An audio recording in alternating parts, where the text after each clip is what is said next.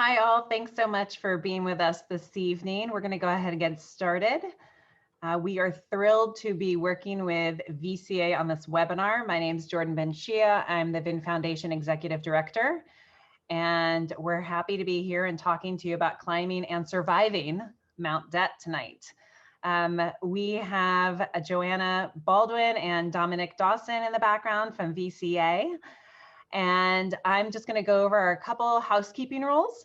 So you'll notice at the bottom of your screen, right next to the raise hand button, you have something that says Q&A. And we would love it for you to put all of your questions there, not in the chat window, but any questions that you have during the presentation that are regarding the presentation, please put them in the Q&A window. And you also have an opportunity to upvote those questions. So if you see a question that is relevant to you or you want to make sure is answered, go ahead and give that a little thumbs up and that'll pop it to the top of the list. And I will make sure as the presentation goes along, myself and Dr. Matt Holland, who's also here tonight, we're going to be working on answering your questions in the background. And you might hear me a couple times chiming in and asking Dr. Bartels a couple questions if they're relevant based on what he's discussing at the moment. We will get through all the questions. So if we don't answer them during the presentation, we will go through all of them after. We are very happy to have you all here. You also do have the opportunity to get CE credit, 2 hours of CE credit for this, and you will be getting an email from VCA after this webinar with instructions on how to get those CE credits. If you have any technical questions, please go ahead and put those in the chat, but only technical questions. We really want to keep all the presentation questions to the Q&A because that'll help us track them and make sure that we're answering them all and in the right order. And with that, I'm going to turn it over to Dr. Tony Bartels. Thank you, Jordan, and thank you all for taking some time out to voluntarily join to talk about a topic that I know is pretty stressful. Not like there's any other stressful things going on in the world right now. So thanks again for joining us. So we'll try to make this as painless as possible, but hopefully help you get some of the information that you need to make sure that you're confident in your student loan repayment strategy. I've been helping our colleagues, veterinary students, and those in repayment for doing helping craft repayment plans for nearly 10 years now. So we've got a lot of experience helping to work through all of the various permutations that veterinarians bring to the table when it comes to student debt and income. And some of you I know were able to fill out that student debt and income signalment form. Thank you very much for doing that.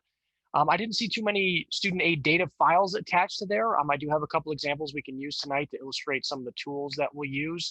But that student aid data file is really, really important. And maybe you didn't know how to access that, or you didn't want to submit it for any other reason. If, whatever the case might be there, feel free to type it in the chat. But I'll make sure that I show you guys how you can access that information so you can use the tools that we're going to go through tonight and work through some of this on your own, right? So just like with our complex medical cases, we want to check in and do at least an annual exam on our student loan situation, right? And this is going to be some of the ways that we're going to do that.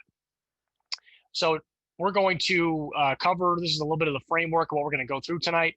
So you can't manage what you don't measure, right? And that's kind of what that student aid data file is all about. I'm sure most of you are very familiar with the amount of student debt that you have, but it's kind of the details behind it that we're looking to understand to make sure that we're using the most appropriate repayment plan that we have available, as well as just knowing what are the other options that are out there in case you need to switch plans or do something differently. Your repayment options have definitely gotten a little bit more complex over the years. It comes down to what types of loans you have. Most of you indicated that you had some federal student loans. There was a few private loans I saw as well. Depending on the types of loans you have, that's what's going to determine your repayment options, that and when you started borrowing, particularly for the federal student loans. And then we want to match your finances to a repayment plan that makes the most sense, right? And this is where it starts to get a little bit more confusing and controversial, right? Because there's many ways to pay back your student loans, and there's no, quote, right way to do it. It really comes down to your finances, and then what you feel comfortable doing, and then ultimately what, which ones are going to help you sleep best at night. And so we're going to kind of go through some of the pros and cons, and that's where I expect maybe we'll see some questions on how to proceed going forward. No matter what repayment plan you choose, there are going to be challenges and side effects. Just like, again, with a lot of the complex cases that we deal with as veterinarians, every action or inaction has a reaction, right? So we're going to see or talk about some of the side effects that you're going to or already have experienced in repayment. Um, for those of you that are very new grads, I mean, you really haven't experienced repayment yet, right? I mean, for those of you that graduated in 2020, loans have been paused really since you've graduated, which is a pretty unique situation, right? But COVID's been pretty unique all the way around. So we're going to talk a lot about what impact we've seen from COVID and what we can expect going forward on your student loans there as well. And then we'll finish up by talking about those things that go beyond your student debt, and a lot of the questions and concerns that you submitted as part of your registration and through the student debt and income signalment form indicate, how do I balance these things like emergency funds and retirement savings and saving for any potential tax liability on my student loans. I mean, that's a lot of things to juggle, right? So we're going to talk about how you can make all of those things work. So clinically, we're going to approach your student loans like we do medical cases, right? So we're going to spend the first half of this session kind of going through the tools and resources that are available for you to do a physical exam and diagnostics on your student loans. And then we're going to come up with some prescriptions and treatment plans based on what we find on that initial physical exam. We've alluded to it already, but COVID-19 has really kind of thrown the whole world upside down. So there's some definite direct impacts to your student loans. We're probably going to see some continued direct impacts to your student loans, and then what does that mean beyond, right? So a lot of things to talk about. Here are some of the questions. This is the ever popular. This one always comes up. What is the best way to pay back my student loans? Some of the other ones that are more unique. Keeping up with the COVID changes, right? We're going to talk a lot about those. Saving for the tax bubble. I'm presuming that's the, you're anticipating hitting the taxable event at the end. The pure sum of debt, it seems impossible to pay back. It can, right? And I see this here. There was, this is really kind of independent of the size of the balance, right? So I see people that have $100,000 of student debt that feel this way, and then there are people walking around with $500,000 of student debt that sometimes aren't even feeling this way, right? So it really depends on how you internalize debt as well as the number that you're managing. So paying off your debt versus saving for the future, we're going to talk about that a little bit later. Where do you put your money if you're working towards forgiveness, right? So a lot of you are already familiar with some of the income-driven repayment plans and are counting on, that forgiveness at the end, and how do you plan for that? And we're going to talk a lot about that as well. Marriage is probably the most complicated situation when it comes to student loan repayment and otherwise. But your tax filing status and the repayment plan that you choose is really going to have a major impact on not only your tax, how much you pay in taxes, but also potentially how much you pay towards your student loans. Everybody's always worried about them canceling the income-driven repayment plans. We'll make sure that we address that as well. And then the pros and cons of early payoff. Okay, so let's start with a little bit of just general background information and what we know about the 2020 graduating class, right? So this was the numbers that all the students right before they graduated provided to the AVMA and this is largely from the U.S. Colleges of Veterinary Medicine, right? So we get a breakdown of all of the income by practice type, with companion animal being the higher in the higher range, and then we also have a mean or an average reported student debt of about $205,000 from those who reported having student debt. We're going to use a debt to income ratio a lot tonight as kind of our key performance indicator in terms of what repayment strategy we should be pursuing. So I find this to be a really reliable measure in terms of helping guide you in the repayment plan choices that you should be making depending on where you fall in that debt to income ratio spectrum. We can see here that, I mean, just as kind of a ballpark guess, if you had an average amount of student debt and an average income, you'd have a debt to income ratio that's a little bit above 2, right? So you take your student debt, you divide it by your income, and you get a debt to income ratio. So what is your debt to income ratio, right? That's what that's what I want you to be thinking about while you're working through this. I mean, obviously, you know your income, you know your debt, right? So you take your debt, divide it by your income, and have that number kind of at the forefront of your brain. So to know that your student debt balance, what you guys reported to me in the student debt and income signalment form that you filled out, there was a range between about 126,000 all the way up to 424, right? So clearly, managing $126,000 of student debt is going to look a little bit different than managing $424,000 of student debt, right? So where you fall on the spectrum is obviously going to matter greatly. And then your income, right? We don't see veterinary incomes vary as much as we see the debt, the debt ranges, right? So, I wish I could say that there's, a lot of people out there as veterinarians earning $300,000, $400,000 a year. There are some, but it's not many, right? So the range of debt definitely exceeds the range of income when it comes to veterinary medicine, at least, especially in the new graduate time frame. What you all reported to me was somewhere between $80,000 and $110,000 per year, right? So we can see already here that everybody, at least that's filled out the student debt and income signalment form that registered for tonight's event, has a debt to income ratio that's at least greater than 1, right? So, we're kind of building our expectations here and just kind of working through what we can expect in terms of paying back our student loans. We're going to take that information and we're going to match it to a repayment strategy that you can, use to set in motion now or when we actually re-enter repayment again, and then you're going to update that strategy as your situation evolves. That's going to involve a lot of ins and outs checks, right? So, we're going to look at our income and see how our income changes, any changes on the horizon. I had, some of you that said you had some, you're going to start a family soon, so you might be taking some time off, and how is that going to impact things in terms of your student debt, and how should that impact your tax filing status, right? Those are all the ins and outs kind of things that we're going to be looking at, not to mention the expenses that are going to be incurred on top of that. So a lot of math checks, a lot of testing of these strategies to help you, work through the questions, and that'll ultimately come up.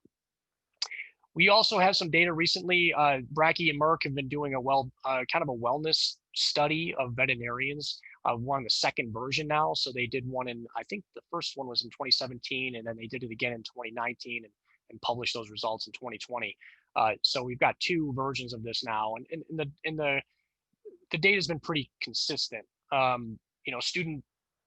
Student debt is one of the listed as one of the critical stressors in the profession, and just generally stress. But we see that younger veterinarians, right, so particularly those are right out of school, are a little bit more susceptible to having a lower well-being, right? And then we have these predictors of well-being, right? So if you enjoy your work, you're satisfied with your pay, you tend to have a higher well-being score. Personality higher in neuroticism. I don't know about you, but it's pretty much, I feel like, describes every veterinarian. So I don't know how that's necessarily a very valid predictor, but maybe there's some differentiation there. But higher student debt, I mean, that makes sense. If you have higher student debt, you're probably going to be a little more stressed out about it. Might have an impact on your well-being, right? So this is why we do this, is to help relieve some of that anxiety that we know that you all are having around student debt. So you can have a plan and test that plan and be confident in it going forward. Okay, so I asked you all to provide your student debt history and signalment. So I'm going to give you a little bit of mine. So I'm a married 2-vet household with no kids yet. My wife finished Colorado State before I did in 2009. She went on to specialize in small animal internal medicine and is an internist here in Denver where we live. She did the out-of-state route with school, so she has a little more debt than I did. I did a combined MBA DVM at Colorado State, graduated in 2012, and went more the GP route. But in total, we have more than $400,000 of student debt. And again, for those of you that are 2020 grads, this is kind of a bizarre situation because of the pandemic relief that has been applied to student loans. But normally what happens after your grace period ends, if you don't choose any different kind of repayment plan, they'll put you in the standard 10-year plan. So this is the default repayment plan in the federal student loan system. For us, $400,000 would have resulted in a $4,500 per month monthly payment, which we weren't even making $4,500 a month. So there was no way we could even take that on as a valid strategy. Stumble upon these income-driven repayment options. We started out in one of the earlier iterations of income-driven repayment, known as IBR, or income-based repayment. I do see a lot of people, particularly lately when I've been doing the student debt and income signalment form, everybody tends to indicate that they're either using or plan to use IBR. IBR is one of the plans, but there's several income-driven repayment plans, and IBR may not always be the best one. So you do have to be a little bit careful in the one you choose, and we'll go through that in just a little bit here. But since then, we've moved from the original income-based repayment plan that we were on over to one called Revise Pay As You Earn, or Repay, right? And these all kind of, as the name implies, that the payment is a function of your income, right? So this had got us down to about $930 per month at one point, which means we could have a financial wellness plan that involves something other than just paying our student loans. COVID-19 has turned those off, right? So for those of us who had a payment before, when the pandemic relief went into effect this past March, it shut off the payment. So it not only shut off the payment, but it turned off the interest, but it also gave us credit towards the time served, if you will, towards forgiveness, right? So the COVID-19, the student loan relief has been extremely beneficial, not only for those of us with student loans, but those of us that are working towards forgiveness using an income-driven repayment plan. I did have a prior career, so I'm a little bit late to this game. Retirement savings is really important to me, right? And as a general rule, veterinarians are all late to the retirement savings game, right? We spend a lot of time in school, some of us more than others. Time is your friend when it comes to retirement savings. So we're all kind of playing catch up here. So we have to figure out a way to save for retirement while managing our student debt. We can't take an either or approach. Mortgages, we have a couple of different mortgages now. We can buy houses. Even with $400,000 of student debt, you can buy a home. It's very doable, and the income-driven repayment plans can actually help facilitate that. We are paying, if you're kind of financially astute here, even if we were paying $930 per month towards our student loans, that's not going to cover the interest on $400,000 of student debt. Right, so it is quite likely that my wife and I are going to reach student loan forgiveness using Repay, which means we expect or anticipate having to pay a tax on that amount. We're about 65% to our tax target, with about 16 years before we hit it.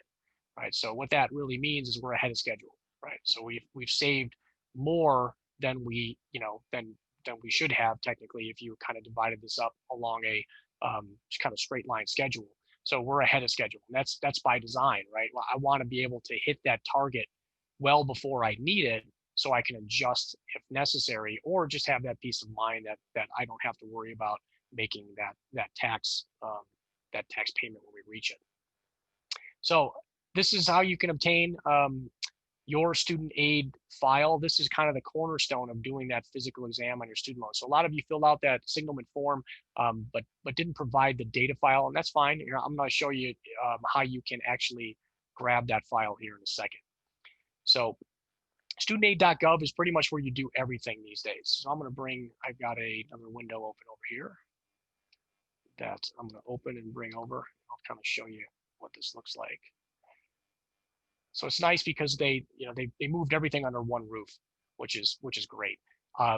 First thing you'll want to note up here, the student aid website's got some great information on the COVID relief for borrowers, and it's really up to date, right? They've done a great job of creating kind of a frequently asked questions, and whether you're a borrower or in repayment or a student, I mean, they've got tons of information in here that pretty much addresses every situation. So check that out if you have any questions about the details behind that. But you're going to come in here and log in, and you use that same FAFSA ID essentially that you use to apply for your student loans. All right, so you guys will get to see my share of the student debt balance that's remaining here. It just makes it easier to illustrate all of this stuff. So when we get in here, you're going to have kind of a dashboard look or overview of your remaining student debt balance. I've got 172 roughly thousand in total. My principal is 164 of that, and I have got this interest balance. This is called unpaid interest, right? Because I'm in repayment, but I have an interest balance, right? And this is something that many of you may notice. When you use an income-driven repayment plan, or you haven't quite officially entered repayment, you may see an unpaid interest balance, right? So this was the interest that either accrued during school for you, or represents the amount that I'm not covering with my payment when I make my monthly income-driven repayment amount. It's not covering the interest, right? So they put that unpaid interest in its own separate bucket, right? But you only get charged interest on the principal, right? So I don't get charged any additional interest on this amount, but I do get charged interest on this amount, right? Now this is going to become really important as we get into higher student debt balances, or as we get deeper into repayment. You can have a pretty significant unpaid interest balance, but the fact that you don't accrue interest on that unpaid interest is one of the reasons why federal student loans and the income-driven repayment plans can be so beneficial. We'll get into more of the math there when we hit the student loan repayment simulator. In here, this is not enough information for me to deal with, right? This gives me a good overview of how much debt I'm dealing with, but this is not enough for me to do my physical exam, right? So I'm going to click this view details link, and you will have to do this on a desktop, right? So these links here to download the files disappear when you're on a smaller screen. And I think it's because a lot of the mobile devices, they just don't handle downloaded files very well, right? So you're going to have to do this on some kind of computing device that has either a wider screen, or the ability to download your information. But you're going to hover over this download my aid data. You're going to click on that link, and this is going to generate this ugly looking text file, right? My student data is the default name for it.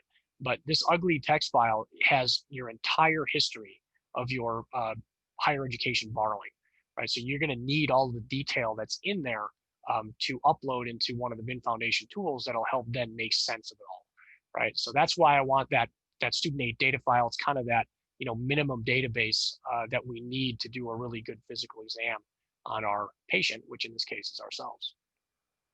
This is really just illustrates that here.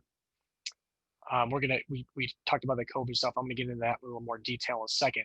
But you're gonna download that file, and then you're gonna put it into the VIN Foundation My Student Loans tool, and that's gonna give you kind of that initial assessment of your loans. If you do have some health professional student loans or loans for disadvantaged students, you're not going to find them in here. Those are a type of federal student loan, but they just don't live in that student aid data file. Right? So you might find that outside of that system, maybe on a credit report, right? So if you lost track of that, or sometimes your health professional student loans or loans for disadvantaged students, they will get added. They'll either end up at Heartland ECSI. They're one of the big servicers for those types of loans, or your school will still be the loan servicer, right? So you might actually make payments to your school financial aid account because they actually hold those loans. But those are still a type of federal student loan, and you want to be able to find those and identify them if you have them. I am going to come back over here to my web browser, and we're going to go to the first tool of the night, which is the VIN Foundation My Student Loans tool. So vinfoundation.org. And we've got a suite of tools here. You do not have to be a VIN member to access these. Anybody can use these, right? These are freely, publicly available. They are designed specifically for veterinarians, right? So, I mean, anybody can use them, but, we really just are looking to help, veterinarians specifically with these tools. So you can take kind of some solace in, that these are really designed for you, right? But here you're going to have three choices. So you've graduated now, and you've got that student aid data file, and you're going to upload that file. I've got a sample one here somewhere, severalwhere. Let me use this one because I think this one's actually got some Perkins loans in it, which is another loan type that is in your file, right? But is not a direct loan type. I just want to use that as a way to illustrate. Okay, great. So cool. And you can see that this one's actually with the school still. So couple of things, a lot of things on here. So we're going to take all of that ugly data that's in that student aid data file, and we're going to break it down for you, right? Because this can get really complicated really quickly. And you can see that this person has had, 24 loans in their higher education career. And that can be confusing to break that down and try to figure out what the best way to handle that is. But we do know that the total principal is about 278. We've got this unpaid interest balance, right? This is a 2019 graduate, so this is probably the unpaid interest from the minimal amount of time we were in repayment before the COVID relief was in effect. The weighted average interest rate, unfortunately, is a little hard to interpret right now because, again, all of the federally held student loans have interest rates of 0, right? They've been set to 0 since March 13th. They will be 0 through at least the end of this month and most likely for the next several months. The new administration did come out and say that they are going to extend the current relief. They just didn't say for how long. Right? So we're going to have to wait, a week before we find that exact information out. But we still got a lot of information here to work with. We can see that the payment was 0 before. They're using IBR, right? So here's one of those instances where I can see which repayment plan I'm actually using. And then this income-driven repayment plan eligibility tab will actually show you which plans you're able to use, right? So the income-driven repayment plans are the only ones that have these really goofy qualification requirements. And it's driven based on your loan type and when you first started borrowing, right? So we can see that this person is eligible for the initial version of IBR. Does not qualify for pay as you earn. So this is very similar to mine and my wife's situation, right? We missed the cutoff for pay as you earn, but that's one of the reasons why we use revised pay as you earn, right? So revised pay as you earn is similar to pay as you earn, but there are definitely some distinct differences that we'll talk about. But this person, if they wanted to use income-driven repayment, they're clearly using IBR. They would also have the option for using revised pay as you earn on the 96% of direct loan balance that they have. So the 3.6% that's remaining here is this Perkins loan balance, right? So Perkins loans are another type of federal student loan, but they're not eligible for income-driven repayment by themselves. You would have to consolidate this loan into a direct consolidation loan in order to make it eligible for income-driven repayment as well. But at this point, I wouldn't recommend doing that because consolidation also has some side effects. If you consolidate after you've already entered repayment, like this person has at least a year's worth of credit of IBR, you would reset that clock, right? So you go back to 0 for your clock and you take this unpaid interest and it would get added to the principal, right? So it's probably not worth that to add this $10,000 to that consolidation balance. So I would highly recommend that you go and obtain your student aid data file, upload it into this My Student Loans feature on the BIN Foundation My Student Loans tool, and then you can go through this exact same assessment for your own loans. And eventually, we're going to send this over to the simulator, and we'll show you how to make sense of that as well. Okay, so what do we know about the current relief when it comes to COVID-19? So there's no interest, there's no payments, and you do receive forgiveness credit through at least the end of this month, right? And as I just alluded to, the new administration announced plans to extend that current relief. They just didn't say for how long. I've seen ranges thrown out there anywhere from April through September, right? So best guess is it's going to be somewhere in between there. Unknowns, we don't know how long that relief's going to last. And is there any new relief, right? They keep talking about, canceling potentially $10,000 to $50,000 of student loans, depending on your income or situations or whatever, right? So we may see something like that. Who knows?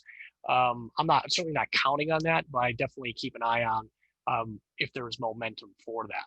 So we do want to, kind of keep one eye trained on that, just so we can make sure that we meet the eligibility requirements if that does come to fruition. Okay, so knowing your repayment options, so we went through a lot of how to identify the income-driven ones, but there's also these older school ones that exist as well. So the standard 10-year, extended, graduated, these are all kind of the, what I call the beaten path, right? These all just take your principal, your interest, and they calculate a monthly payment to extinguish your student debt balance over the period of time that you choose. Right? They don't take your income into account at all, right? So your payments can be pretty astronomical, and maybe nonsensical when it comes to your income. Private refi is essentially the same thing, right? So you just you're taking the loans out of the federal system, you're refinancing it with another private company. Ideally, you're going to get a lower interest rate, but the payment is still going to be a function of your principal, the interest, and the time that you're going to pay back those student loans. The income-driven repayment plans, again, as the name implies, your income is what drives the payment, right? But there's a whole lot of these that you can choose from, and they all are a little bit different in their own regard. Public service loan forgiveness has garnered a lot of attention in the news over the last several years. It's not actually a repayment option or a repayment plan. It's actually a benefit that you would qualify for if you meet all of the requirements. And one of those requirements is using an income-driven repayment plan. Right, so we'll talk about that towards the end of the session just briefly so you're aware of it. I do see a lot of people confuse public service loan forgiveness with the taxable version of forgiveness that you can experience under an income-driven repayment plan, and they are completely different. Right, so we have to make sure that we differentiate our forgivenesses in this context. Everybody's always wondering, and I do see some people that pay more than they have to, even some of you that submitted your debt and income signalment forms are indicating that you're paying more even using an income-driven plan and anticipating for forgiveness. So we really want to do some testing there on whether or not that makes financial sense. Generally speaking, and just to kind of chew on until we get to the details there, if you're going or anticipate reaching student loan forgiveness using an income-driven repayment plan, it doesn't make sense to pay more than your income requires. Right? You're going to be more financially better off if you pay what your income requires and save for the forgiveness.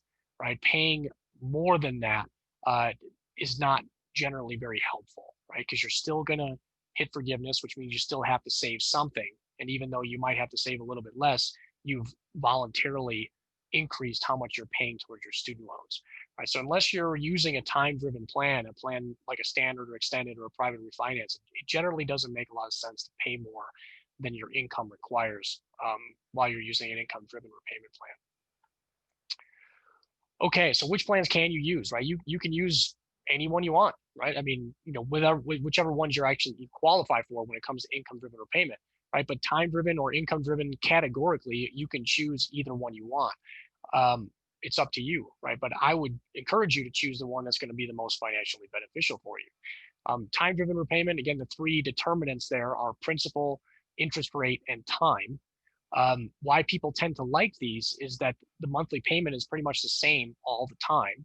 And if you pay that monthly payment for X amount of months, you're going to hit a loan balance of zero at some time. We can calculate those number of months. We can multiply the payment by the number of months, and we know exactly how much it's going to cost us. Right? So it has a very well-defined and consistent structure that I think people generally like. Income-driven repayment does have those eligibility requirements. The monthly payment can change, right? So as some of you, particularly your very recent graduates, you may have or still have a $0 per month payment. That's not going to last forever, right? I mean, your income has probably gone up since then.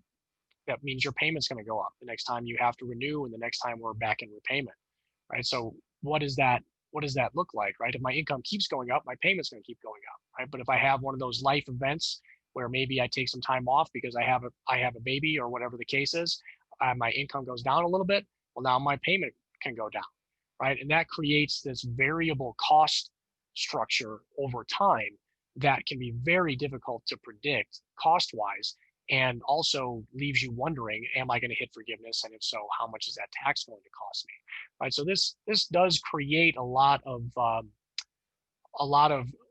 consternation around, what are things going to look like? And that's one of the reasons why we have the Foundation Student Loan Repayment Simulator, right, is to try to help you answer those questions.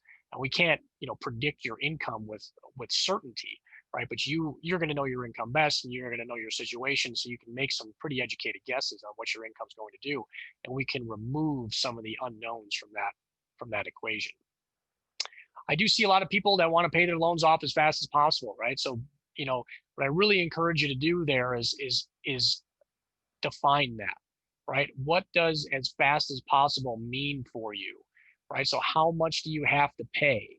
How long, right? So what is your income going to, or what is your balance going to require you to pay in order to extinguish it, and for how long, right? The longer you have to pay a higher amount, the riskier that is, right? And the income-driven repayment plans have kind of set up this dynamic where you don't have to pay that much, right? I only have to pay what what the rules say I have to pay, right? So now we set up this opportunity cost structure where I may want to pay $3,000 or $4,000 a month towards my student loans, but my income only says I have to pay $700 a month, right? That's an opportunity cost of $2,300 per month.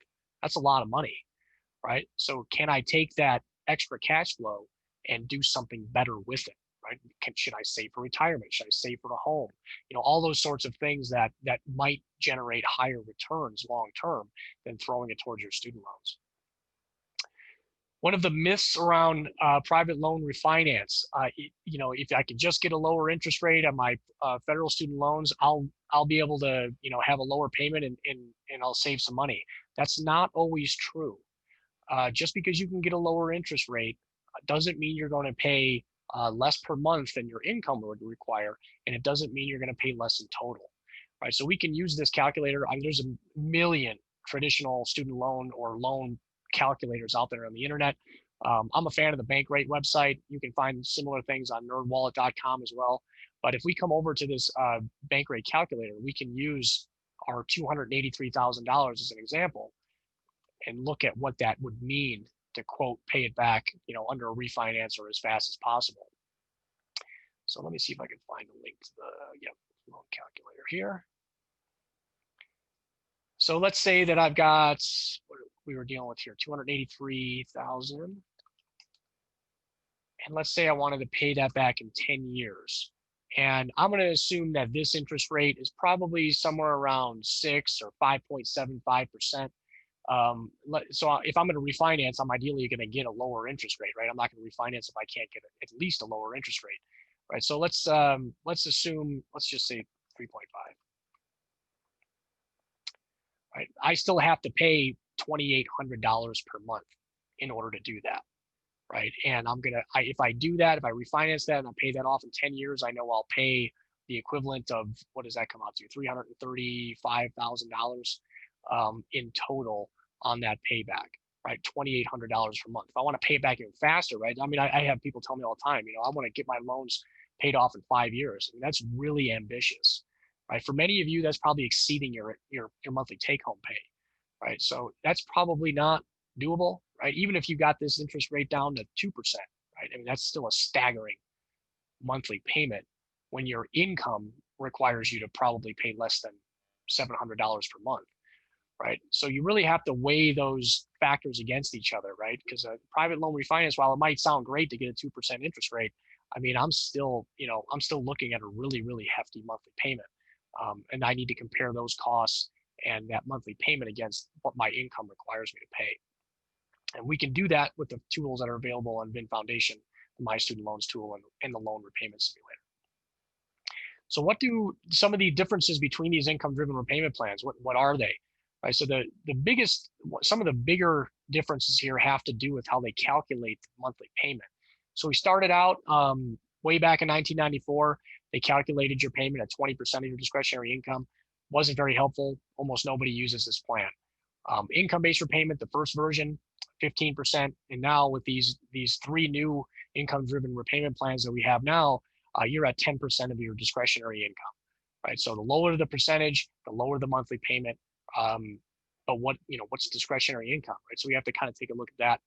Fortunately, this is a pretty basic equation, right? So this is back of the napkin math kind of stuff here, right? So you take your taxable income, you subtract off this allowance. The poverty guidelines are updated every year. They're going to get updated next week, but you can just plug that in based on where you live. So we're just going to come back to this income data, right? So the AVMA in the 2020 economic report showed this for associates, broke it down by male and female. Early career, a little bit lower, right, on the females versus males. It goes up as you progress in your career, right, which is pretty much what this graph is showing. It's a steeper incline in the first several years after graduation, then it kind of levels off a little bit, but still heads upwards, right? So we can kind of use that to project our income, right? So this is just some basic information. You're going to know your income best and how much you can earn given your compensation scale there. So let's fill in, let's say $100,000, right? Let's just kind of use a nice round number here. If I take the federal poverty guidelines for a family size of 1 in the lower 48 states, I'm going to have a discretionary income of 81,000 roughly, right? So if I take 10% of that, right, this should say 80,000. This comes out to $674 per month, right? So that's what my income requires me to pay, right? So when people ask, what is the magic number? How much should I pay towards my student loans? This is where you start, right? You are almost certainly able to use either pay or repay based on your loan types and when you started borrowing. That's 10% of your discretionary income, right? So set that as kind of the baseline of what your income requires you to pay. But there's a huge factor missing from this equation, right? And that's your student debt, right? So if you've got $126,000 of student debt, right, and you've got a payment of close to $700 per month, you're probably coming close to hitting the interest on that, right? Most likely hitting the interest on that, and maybe even digging into the principal. But if you've got $400,000 of student debt, you're going to have the same payment, right, and you're not going to come anywhere near to hitting the principal, right? So you're going to accrue that unpaid interest. Your loan balance is going to grow, and you're likely going to hit forgiveness, right? Either one is okay, right? Either person can and probably should use that repayment strategy. But the person who has the lower student debt, the lower debt to income ratio, is more likely going to pay their loans to zero before they hit forgiveness than the person who has a higher student debt and a higher student debt to income ratio. Right? So that's how that will play out long term. We do have some pretty significant differences between pay and repay. They only let you play this game for a certain number of years. So pay as you earn has a 20-year maximum repayment schedule. Repay has a 25-year maximum repayment schedule, right? So this is the one my wife and I are using. We're going to hit forgiveness after we reach that 25-year period. Pay as you earn has a shorter maximum repayment period. Generally speaking, the shorter period of time you're in repayment, the less you're going to pay. When it comes to filing your taxes, not all of these plans are created equally, right? So repay has a bit of a kicker in there where even if I were to file my taxes jointly and I am married, or I'm sorry, if I were to file my taxes separately and I am married, they don't let me exclude my spouse's income. However, if I use income-based repayment or pay as you earn and I file my taxes separately, I don't have to include my spouse's income in the calculation for my monthly payment, right? So this sets up a really interesting dynamic in terms of should I include my spouse's income in the calculation or should I not, right? So it really depends on the specifics, but generally speaking, if you've got a veterinary size student debt balance and your spouse does not, it probably will make sense to file your taxes separately so you can pay less towards your student loans, keep more of that money, and you'll pay less towards, you'll pay less in total long term, right? But you're probably going to pay more in taxes doing that because there's incentives in the tax code to keep you filing your taxes jointly versus separately when you're married, right? So you have to see which one is going to be more valuable to you. So it's a cost benefit analysis. Do I pay more in taxes, but I save more in my student loan payments, right? Well, then I should file separately and choose that. If I pay more in taxes and I don't make up the difference in my monthly student loan payments, then it doesn't make sense for me to file my taxes separately, right? So it's a cost benefit analysis to see which of those two will result in the most cash flow in your pocket, essentially. I alluded to this earlier, the difference between public service loan forgiveness and the taxable version of forgiveness. We're going to detail those out, but it's the income-driven repayment plans that have the taxable forgiveness, right? So if you have a balance remaining after you reach these maximum repayment period, that's what triggers the tax, right? So you will pay a tax under an income-driven repayment plan if you're not working towards public service loan forgiveness. All right, so let's put some numbers in here, right? So now we're gonna introduce a simulator and see which ones of these work best, right? So conventional wisdom is to pay your loans back as fast as you possibly can, but does that always make sense, right? So what is the best and quickest way to pay off your student loans? The best is not always the fastest, and the fastest is not always the cheapest, right? And this is a phenomenon that's really unique to federal student loans and those loans that have access to these more beneficial income-driven repayment plans. So let's take a look at a different case here. I've got a recent graduate that has about $189,000 of debt from school, or principal anyway, and then they had $25,000 of unpaid interest that accrued during school.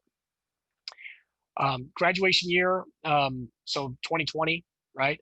So let's say that their graduation year taxable income, right? If you filed a tax return before you graduated, it probably shows some pretty low or no income.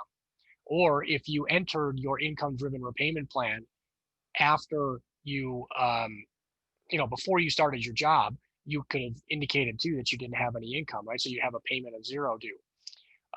But when you get to renewing the next time, right, they're going to want to use your taxable income, and which is going to be, whatever you're earning now, essentially, right? So $100,000 per year, that first full year,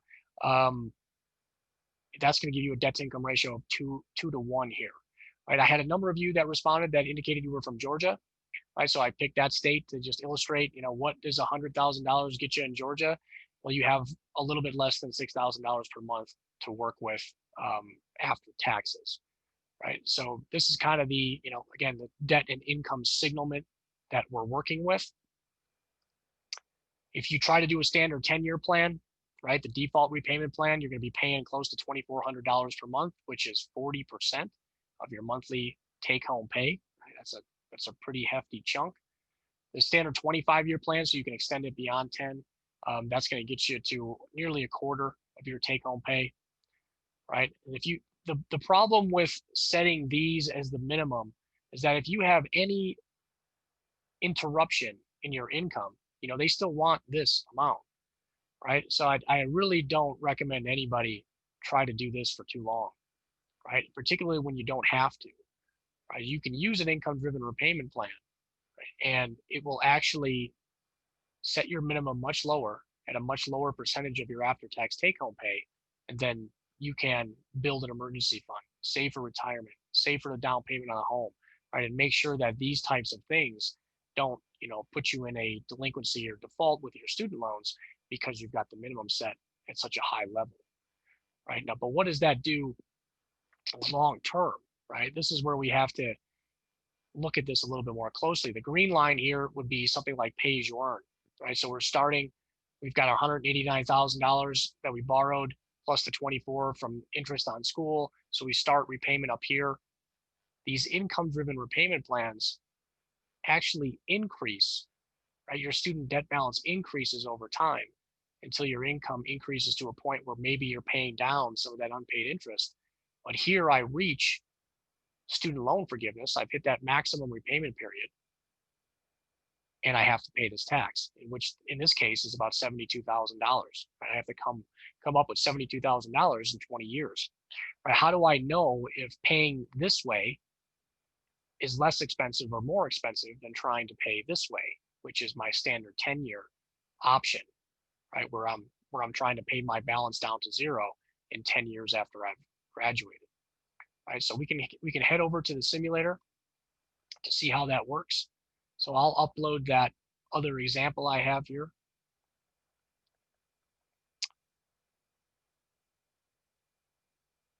So this is the demo from that case.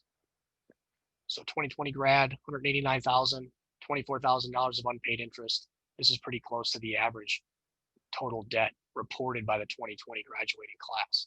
Right? I see that this person here is eligible for IBR 2009, pay as you earn, and revised pay as you earn. right? So I'm going to send this over. I don't know what the weighted average interest rate is. I'll have to take a guess, right? So I'm going to send this over to the simulator. And I'm going to guess, let's say it's 6%, but with the auto pay discount, I can knock off 0.25% of that, right? So I'm going to put 5.75 in there. I haven't picked the repayment plan yet, right? But if I did, right? So for those of you that have been out a year or two, you can choose your repayment plan that you're currently using and how many years you've been using that plan. The COVID stuff here, we know that it's going to last through January 31st. Let's take a guess. Let's say that it's going to go through the end of May, right? So we can factor that in as well. We'll not accrue interest for the first or for the next several months through May.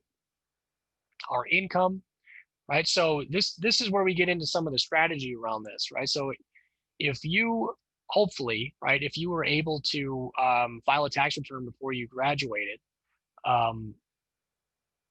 if let's say your income, you expect your income in 2021 to be $100,000, right? And we'll assume some factor of increase on that. I mean, most of you indicated you have a pro-sell compensation structure. So, whether it's through price increases or you're seeing more cases or whatever the case is, your income is probably going to go up, right? So feel free to change that how you see fit.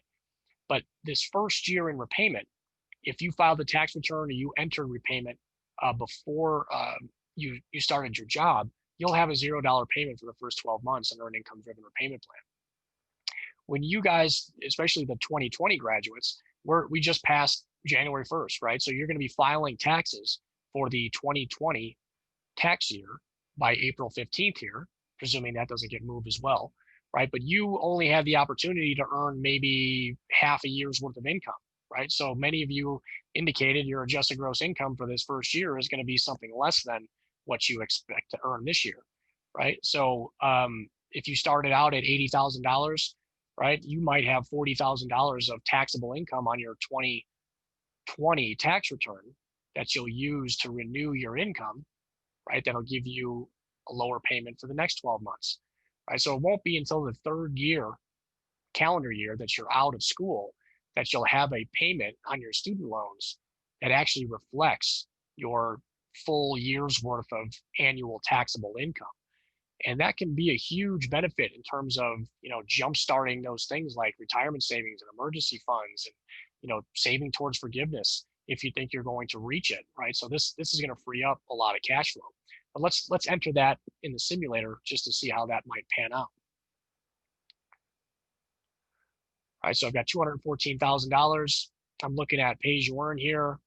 I see that I'm likely going to hit forgiveness, right? So I've got $70,000 that I'm looking at in taxes here, but I'm looking to see, does pay as you earn save me any money versus a standard 10-year? It's pretty close, right? But I also have to consider the fact that I'm freeing up, $2,300 per month in cash flow, and that at least that first 12-month period, right? So that's a pretty big difference, right? When I come down here to save for my forgiveness plan, if I take the $215 and save in something that's going to earn me a return on that investment, right? I'll decrease the cost of that savings, right? And then I'll also reduce the total cost of my repayment, right? So here, what we see when we work in the forgiveness plan, the pay-as-you-earn plan actually comes out to be less expensive than trying to pay your loans off as fast as possible, right? So that's a pretty big deal considering I'm freeing up a significant amount of cash flow in my budget in order to meet some of those other goals that you all indicated that you're really, really wanting to get to, right? Like saving for retirement, building your emergency fund, buying a home, starting a family. All of those sorts of things are doable as long as you're not dedicating more than you have to, or in this case, an even punishing amount of income towards that student loan payment. Right, so this is how you can use that student loan repayment simulator to work through this, right? You can start filling in all of those variables, right? And I see that Joanna posted in here that your W-2s are going to be available really soon, right? So your W-2 is going to be a perfect proxy of this, right? So you can put that W-2 income information in here in that year 22 in this case value, right? Because that would be the next time you renew, you're going to use that most recent tax return that's going to be largely based on that W-2 from this, that you're going to have access to very shortly here, right? So that's how you can start to fill in a lot of these variables, play with the simulator, and see what comes out, right? So I do want to make one thing clear here too.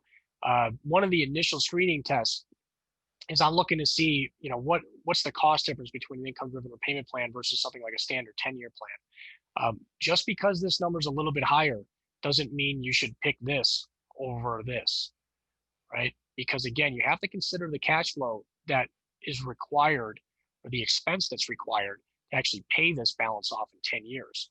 And can you do something better with the difference between what you're paying towards your student loans using income-driven repayment and how much you're paying towards a forgiveness plan than to generate a better return than throwing a significant amount more towards the student loans themselves. So that's the exercise, right? This is how you determine the quote best and quickest way to pay off your student loans. If it takes you 20 years under pay or 25 years under repay or IVR, it's okay, right? Because in most cases, it's going to free up more cash flow for you. That's going to allow you to do other things that are going to have better and more robust long-term financial impacts over that time frame, right? So you don't have to necessarily race to get through student loan repayment while sacrificing a lot of those other areas of your financial planning. Okay, so these are a collection of the things that really tend to trip people up when they enter repayment. So this is what I want everybody here to do, and again, I kind of already determined this, but everybody that filled out that student debt and income signalment form, illustrated to me that you all have a debt to income ratio greater than 1, right? And if that's the case, then you want to go grab that student aid data file. You'll have your W-2 available or your most recent tax return shortly after that. Calculate what your payment would be using an income-driven repayment plan, the ones that you're eligible for. And if there's a significant difference between either what you're paying or planning to pay now versus what your income requires you to pay using an income-driven repayment plan, then use one, right? Apply for one of those income-driven repayment plans and make sure you renew on time each year. You can use that extra cash flow that you're saving by not paying more than you have to towards your student loans to boost those other areas of your financial wellness. After running thousands and thousands of these simulations, we can share with you some themes that tend to emerge, right? So here's the biggest ones and how you can use this debt to income ratio to build your strategy, right? If your debt to income ratio is less than 1, right, or will be, shortly after you graduate, right, so within the first couple of years here, you'll pay your loans off before you reach forgiveness. You won't have to worry about any of the tax. Your payment will approach a standard 10-year payment, even using an income-driven repayment plan, pretty quickly, right? And that means you're going to pay your loans to zero in 10 years or a little bit longer, and that's fine, right? I mean, you're still paying a manageable percentage of your income towards your student loans. This is where a private refi can actually work as well, right? If you're reasonably certain that your income is going to stay above your debt to income ratio 1 for the duration of repayment, that's when that private refi can be an option. But if your debt to income ratio is greater than 2, right, then you're going to want to use income-driven repayment, ideally pay as you earn, and plan for the forgiveness, right? Pay the minimum, plan for the forgiveness. This is going to result in the lowest total cost almost every time, right? And it is definitely going to free up the most cash flow, right? So debt to income ratio greater than 2, you're looking at income-driven repayment as your most financially beneficial option. If you're in this gray zone, so you're somewhere between 1 and 2, it really depends on how far away from 1 or how far away from 2 and in which direction you're heading. The more that I do these, right, so the more that I see veterinarians who have started out in income-driven repayment, but have since kind of found themselves in the gray zone within the first 5 years of graduation because that income increase was kind of steeper than they were expecting, right, in a good way. I still find that income-driven repayment is usually the most indicated plan forward, right? Because there's still enough of a difference there between, paying the loan off quickly versus how much my income requires me to pay, that I can do some really beneficial things with that difference, right? I can reach those maximum contribution limits on my 401k, right? I can max out those health savings accounts or flexible spending accounts. I can save for that down payment on a home, or look at saving for a down payment on a practice or something like that in the future, right? So there's still a lot more beneficial things you can do with that difference, even when you find yourself, or if you find yourself in that gray zone. Consolidation, I want to just differentiate between what a federal consolidation is versus a private consolidation, right? So many of you have already consolidated your student loans, right? Like the initial example I used, that person had already consolidated their student loans after vet school, and didn't include that Perkins one, which is fine. But the timing of those is really, really important. We just had a case just this week or this past week on VIN, where somebody wanted to consolidate their loans, and they've already been in repayment for a year using the same plan they were hoping to apply for after the consolidation was complete, right? So the consolidation at that point was unnecessary, right? So consolidation is usually used strategically right after graduation to end your grace period, or to get those loans that don't qualify for income-driven repayment into a direct loan. But after you've already entered repayment, and if the majority of your balance is in or eligible for an income-driven repayment plan already, there's no need to consolidate, right? So if you haven't consolidated yet and you graduated in April, May, June of 2020, it's probably too late now, right? Unless you had a really big chunk of non-direct loans that you could make eligible for income-driven repayment, it probably doesn't make a lot of sense for you to consolidate now. Federal consolidation is very different from a private refinance, right? So as we talked about just before, debt to income ratio less than 1 is usually when you should think about a private refi, or start to think about it, right? I mean, you still may not want to do it, but it can be an option then. It's not nearly as risky. But if you also have, like some of you indicated, you had some private loans, now is a great time to refinance that private loan with another more beneficial private loan, hopefully, right? So if you can get a lower interest rate on a private loan that you had maybe from undergrad or something that doesn't have a great interest rate, now would be a great time to do that. But just be aware, private loans are much less flexible than your federal student loans. The interest rate that you can get is largely based on your credit history, how much you're trying to borrow, how long you're going to pay that back over. And sometimes, they're even going to rope a cosigner in, right? So a spouse, a family member, and that puts them on the hook for your debt if something should, if something should happen to you. That's never the case with your federal student loans. Your federal student loans are only tied to you, so you don't have to worry about them ever falling to a family member if you keep them in the federal system. Once you take your federal student loans out and consolidate them with a private refi, that can't be undone, right? So that's not something to be taken lightly. I would highly recommend reviewing the terms of those private loan refinance, particularly if you're going to put federal student loans in there. Review that with a professional just to make sure that you're not missing something in there or putting yourself at risk that you're not entirely aware of. Okay, the renewal, I'm not going to spend too much time on this because we really haven't had to renew. But once you are, when this pandemic relief ends, we're all going to have to kind of scramble to figure out what is due and when is it due. But normally, when you provide your income documentation, you use a tax return or you go directly through your loan servicers. I would highly recommend staying away from your loan servicers if you can. There is an electronic way for you to certify your income through the studentaid.gov portal if you have a recent tax return on file, right? So as long as that adjusted gross income from your recently filed tax return is still a reasonable representation of your income, you can use that. It's the gold standard, if you will, right? It's the adjusted gross income. They will always accept your adjusted gross income from a recent tax return, right? No matter what the number is. They'll ask you a question: has your income decreased since you filed that last tax return?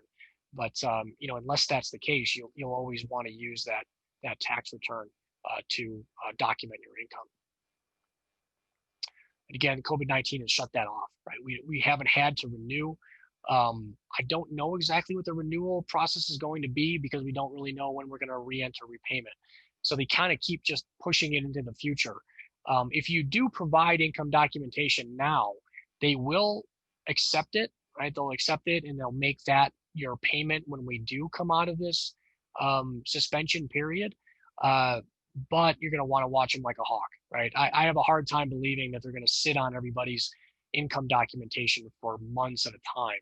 My guess is that once they finally restart repayment, they're going to probably want us all to provide some more current or up-to-date income documentation. But we'll see. Those details will become more clear as it's more known and what repayment restart is actually going to look like. All right, capitalization. So this is one of the bigger silent killers when it comes to student debt. This is when they take that unpaid interest. So we've talked about a couple of different ways that you can accrue unpaid interest, right? So if you're making payments that are less than the interest, again, normally when interest is accruing, then sometimes you're not going to cover all of that interest and definitely not the principal. So you're going to end up with this unpaid interest balance. There are certain triggers that will take that unpaid interest and add it to your principal.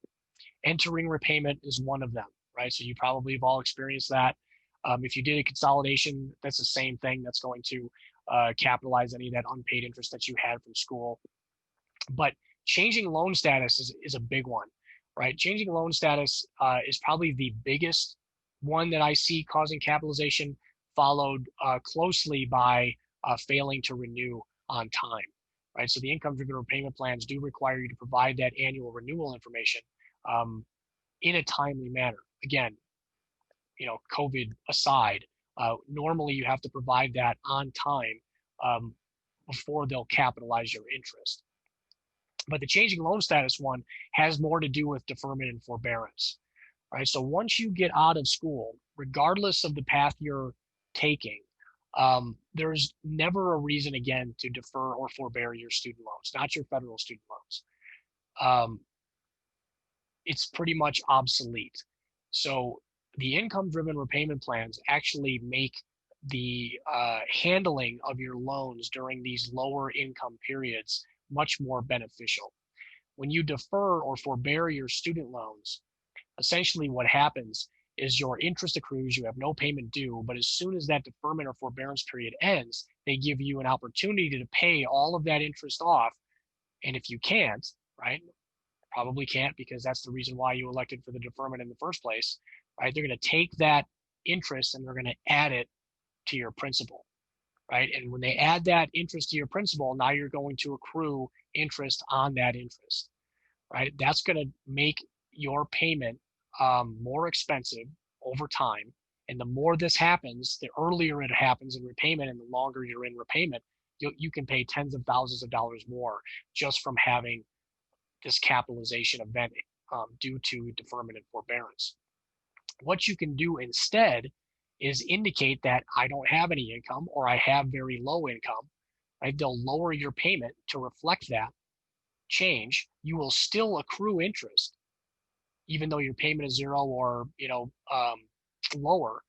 But once your income goes back up again, right, your payment will go back up, but they don't capitalize the interest, right? They leave the unpaid interest where it was before in that unpaid interest bucket, and you won't get charged any additional interest on that unpaid interest, right? So this can save you tens of thousands of dollars over the course of repayment simply by avoiding deferment and forbearance and sticking with an income-driven repayment plan instead.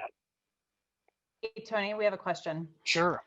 I had submitted recertification in August 2020. I saw this past month that my deadline had passed, so I submitted another recertification.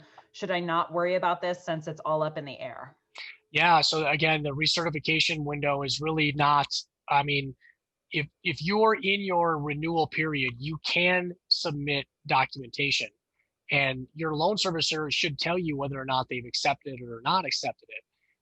They may even they'll tell you whether or not they've accepted it or not accepted it, but none of them, to my knowledge, are generating what they call the payment schedule. Right. So after they accept your renewal documentation and when they put your new payment schedule into effect, they'll actually send you a payment schedule that says this is what your payment's going to be for the next 12 months. None of them have sent that out because they're not processing any of those things right now. So that's where, again, I was kind of saying before, where you can certainly provide that income documentation now for your renewal. And theoretically, that should satisfy the requirement once we re-enter repayment. But the farther away we get from that, the less likely I'm going to rely on them to keep it. Right. So we will find out more as we get closer to repayment, and probably it's going to make sense to provide some more current income documentation at that time to make sure that they're using one that you know that's more recent, and you see that they accept it and then generate that payment schedule. Right. But if you get no response from them, that's not right now, that's not abnormal, again, because it's not, unless you're electing to end the suspension period, right, where you want to voluntarily restart your repayment, they're not going to process that, right? And I really wouldn't recommend doing that either, right? There's really not a good reason to do that. But we are in some uncharted waters here, right? So I mean, the student loan repayment system was never really meant to be turned on and off like this, like a switch. I imagine there's going to be some bumps in the road, right? So just stay tuned, stay on top of it, know when we're going to re-enter repayment, and then submit some additional income documentation at that point. And then we'll probably have to be in some pretty frequent communication in that early stages of restart, just to make sure that they've got it all correct, right? Because they were making errors before there was a pandemic, right? I'm guessing they're going to make some errors when we all re-enter repayment in the future. All right, so deferment. Colleagues don't let other colleagues defer their loans, right? So if you're working with some colleagues there that maybe even some interns or residents in the practice that you're there with, encourage them to stay out of deferment as well. Any questions on capitalization?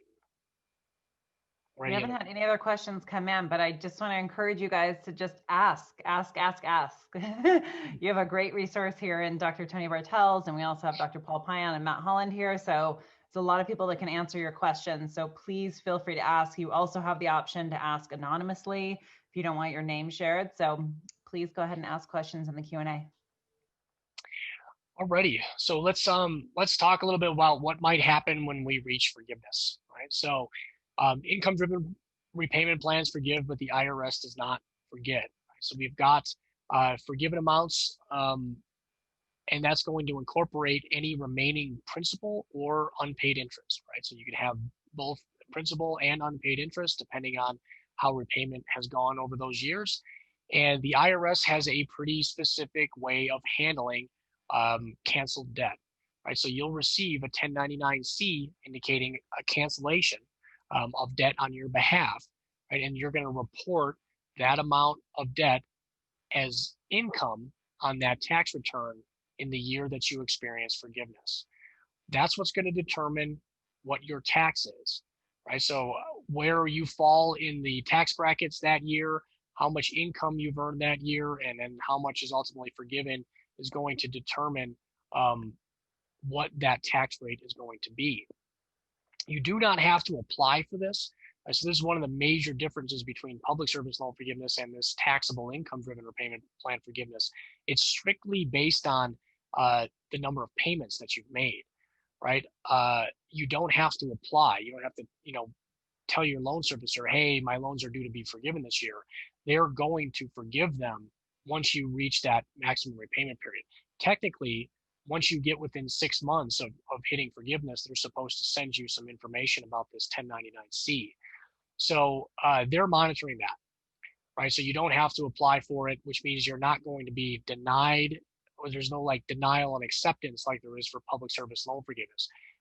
What I worry about more is that this is going to happen whether you want it to happen or not, right? And it's probably going to catch some people off guard, right? Especially ones that haven't attended something like this or haven't been planning for the forgiveness, right? I think there's going to be a lot of people in the future that are going to experience student loan forgiveness, and they're not going to be prepared for it. But don't let that be you, right? If you think you're going to hit student loan forgiveness, then you want to use this time you have between now and then to actually save for that anticipated tax, right? So when you get that 1099-C, you're going to say, "Oh yeah, well I knew that was coming, and I'm ready to handle it." Tony, we have another question. Yep. How can we make sure our $0 payments in the present count toward our payment actions for loan forgiveness? Yeah, that's one that you're going to have to request from your loan servicer, right? And they have been doing a better job of that. So if you reach out to them and say, "Hey, can you give me a history, a payment schedule of the repayment plan I'm using and the the amounts?" They'll tell you how many qualifying. You ask them how many qualifying income-driven repayment payments that you've made, right? And they should send you kind of a history of that. Um, I anticipate that that's going to be one of those pieces of information that'll end up in our student aid data file in the future. It's not in there yet, right? So do some accounting on your end. I would encourage you to keep track of that too, just so you know. But every year when I renew with my loan servicer, I ask them for essentially a statement of qualifying income-driven repayment payments that I've made, and make sure that they have what I anticipate them to have on hand. So request that from your loan servicer. Cool. So just to cover public service loan forgiveness really quickly, and to highlight the difference between that and the taxable version, right? So public service loan forgiveness is tax-free forgiveness, right? So you have to do 3 specific things to make sure that you are eligible for the tax-free version.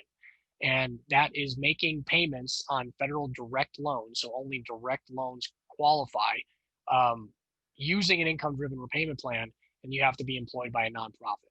Right. So if you ever find yourself employed by a nonprofit where you have some prior nonprofit employment history while you were using an income-driven repayment plan, it might be worth just logging that qualification towards public service loan forgiveness.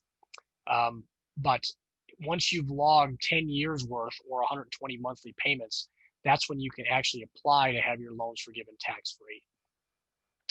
So this really applies more to those that are in academic careers or public health, or if you find yourself at a later point working with a nonprofit.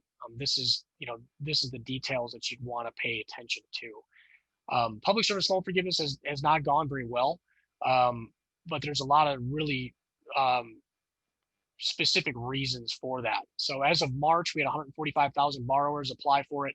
3,100 were granted. And this is what has been in the news, right? And this is what has led to, well, anything with forgiveness associated in the name when it comes to student loans must be terrible, right? And it's just not that simple. A lot of the reasons here have to do with the loan types that were available at the time that public service loan forgiveness went into effect, and the fact that there were very few income-driven repayment plans that were eligible at that time as well. So those initial cohort of folks were really kind of set up for failure from the get-go. It has gotten a lot better since 2012-13, when they came out with an employment certification form, so you can actually check in and see if where you are in the progress of this. Things have gotten a lot better, and they've ramped up significantly since then. So we're going to see a lot more people qualify for this going forward. Just don't. This is meant more to help you cut through the crap that is inevitably associated with all the news around public service loan forgiveness. And then that trickles over into people saying, well, I can't use income-driven repayment because of how bad public service loan forgiveness is. And they're completely different things. So you have to just, be able to kind of, wade through that.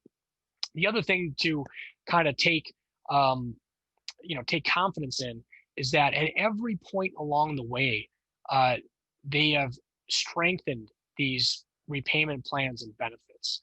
So we've always added income-driven repayment plans. We've never taken them away. When this started going south quickly, Congress actually passed a temporary expansion of public service loan forgiveness that said, okay, we knew that we set this up pretty poorly in the beginning, but we're going to try to make it right. And all those people that were making payments on non-direct loans or maybe using the wrong repayment plans got a second crack at public service loan forgiveness. So again, they made it more beneficial than it was ever meant to be. So we keep seeing evidence actually that, these things are going to be more beneficial in the future rather than less. If you want any more information about that or just kind of help thinking about the forgiveness separately, I did a blog post here that's on VIN Foundation that we talk about the differences between student loan forgiveness, taxable versus non-taxable, so you can research that.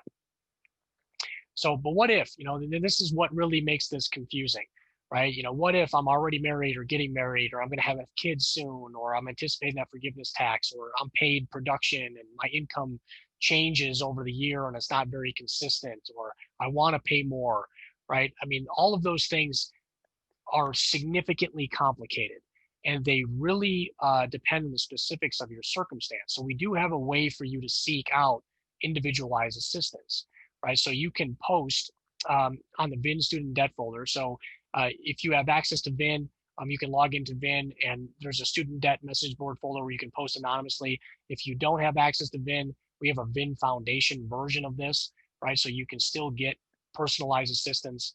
And in those message board systems, we kind of go through your student debt history and signalment, and then we do the analysis. You can post anonymously there, and it's one of the only places on VIN that you can do that, right? So I'll know who you are, but the rest of the community doesn't, because we're asking you to share some pretty personal information.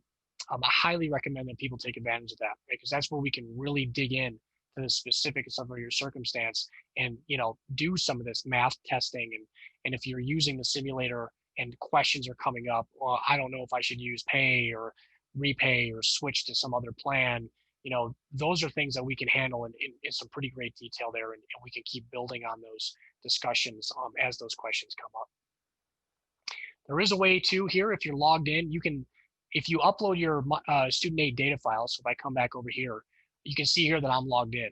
So if you log into VIN here, you'll actually save that file so you don't have to keep uploading it. But it also has a link to the student debt folder, right? So that'll take you over to the special student debt message board area on VIN.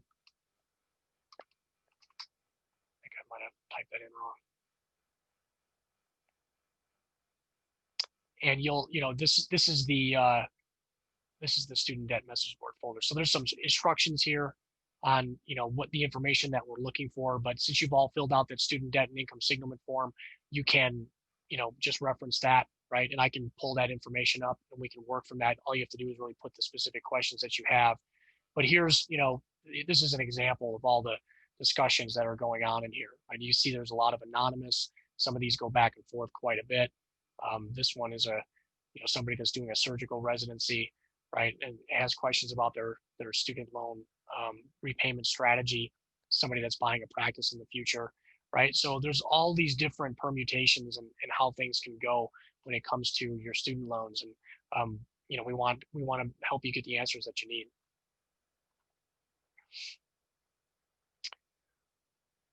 All right. So just to kind of bring home that point again, when it comes to student loan forgiveness, the earlier you start planning for this, the easier it is, right? So I mentioned this earlier. My wife and I are using Repay. We've got a target in mind for our tax liability that's going to be due at the end of that 25 years that Repay has as a maximum repayment period. We're 65% of the way there, right? So we're about here, and we're only about here on the repayment time frame, right? So my goal is to get to this, get the forgiveness plan all the way here, maybe in the next few years, right? Because then we can stop saving for forgiveness and just let that forgiveness plan grow on its own. Or if we see that tax rates have gone up or whatever, we have some time to pivot and increase that forgiveness fund if we need to, right? So I want to be able to get there sooner rather than later. in order to be able to give myself some time to adjust. See how we're doing here on time. Okay. All right. So what is the best strategy? So the best strategy is going to reduce the risk to myself and my family. So what do I mean by that? Reduce the risk. So if something happens to me, I know that my student loans go with me, right? Nobody else is responsible for paying them. I don't want anybody else to be responsible for paying them. It's nice to know that that's not going to happen. Reducing risk also has me paying less towards my student loans each month, right? My payment is pegged to a percentage of my income. Right? So whether my income goes up or it goes down, it's always a percentage of that income. Right? So I'm reducing my cash flow risk by paying based on my income as well. That also helps me to maximize my monthly cash flow, right? So I have more money in my pocket to decide the best ways to spend it, right? To invest it, whatever your goals might be. It also will likely reduce my total repayment costs. But even if it doesn't, right, it's probably going to be close. But these two outweigh this one, within reason, right? So it is quite likely that it's going to be close. But again, I couldn't go back in time and say that I would have been able to maintain a standard 10-year repayment plan from the time I graduated until 10 years after. Right, so that's a little bit of a difficult analysis to do. We can do it on the front end with projections, but it's kind of hard to go back in time and say, what if I would have done it that way instead. But I'm really shooting for those first 2 out of 3. If I can get all 3, that's even more evidence to pursue that strategy. So let your taxable income determine your strategy. 10%, right? So most of you are going to qualify for pay or repay. 10% of your discretionary income is the maximum that you have to pay towards your student loans. When do you pay more? When your income goes up, right? When my income goes up and I refile my income documentation, then my payment goes up, right? If my income goes down, my payment will go down, right? I'll recertify my income and I'll have my payment lowered. When it comes to refinance, again, really only when you hit that debt to income ratio less than 1 range, and it's really kind of within a few years of graduation, right? Because once you get deeper into repayment, I mean, I've got 25 years before we hit forgiveness. If our debt to income ratio is less than 1 in year 20, right, it probably doesn't make sense for me to switch gears, refinance, and try to pay my loans off to 0, right? I'm probably still going to be better off paying the minimum, planning for the forgiveness, because I'm only 5 years away from the forgiveness. Right, so it really depends on where you fall within that repayment timeline in terms of radically switching gears to a refinance. We have a question. Yep, sure. Sorry. Oh, we have a couple questions. A few questions. Okay, they all just came in a rush. 1, I graduated in 2020. Will entering an income-driven repayment plan now throw me out of the current COVID-19 pandemic forbearance? Should I reapply for an income-driven plan now? Yes, you should apply now. And you're likely, if you did nothing after you graduated, you are probably technically in a standard 10-year plan, but you wouldn't know it because we haven't had a payment due, right? So you will still, and you should still get credit for that time served in that standard 10-year plan towards forgiveness. There's a provision in all the income-driven repayment plans that payments made under a standard 10-year plan do count towards forgiveness. Now, that gets a little bit fuzzy because of the pandemic relief. The language around the CARES Act specifically stated that if you were working towards forgiveness, you would get credit for that. I believe you should probably get credit for that few months that you're in the standard 10-year, but I don't get to make that call, right? You can fight for it, but you may not get it, which is why I would encourage you to enter an income-driven plan now. Right, and you can do that. You can apply for an income-driven repayment plan now through studentaid.gov. Even if you supply your income documentation, they should process it, put you into an income-driven repayment plan based on that income that you provided, but you'll still get thrown into the pandemic relief, right? It'll just switch your repayment plan and automatically set your interest to 0 as it's been and keep your payment at 0 due to the relief, right? But you want to get some indication or documentation from them that you are actually officially in an income-driven repayment plan, because that's going to start the clock ticking, right? The sooner you can get the clock ticking, the less you're going to pay, the sooner you're going to hit forgiveness, the sooner this will all be over, right? So try to get your loans into income-driven repayment as soon as you can. Okay, next question. So when I recertify, I should do it through the StudentGov website, correct? Not my service provider, question mark. The service provider will get this info from my StudentGov account, question. Right, so if you go to, we'll go to studentaid.gov. So in studentaid.gov, there's you can do all of this electronically. You can apply for an income-driven repayment plan. You can renew your income documentation. All of this stuff can be driven through here. So it's under this managed loans thing. So we've got several options. Apply for, so the person who asked about applying, should I apply? This is how you're going to apply.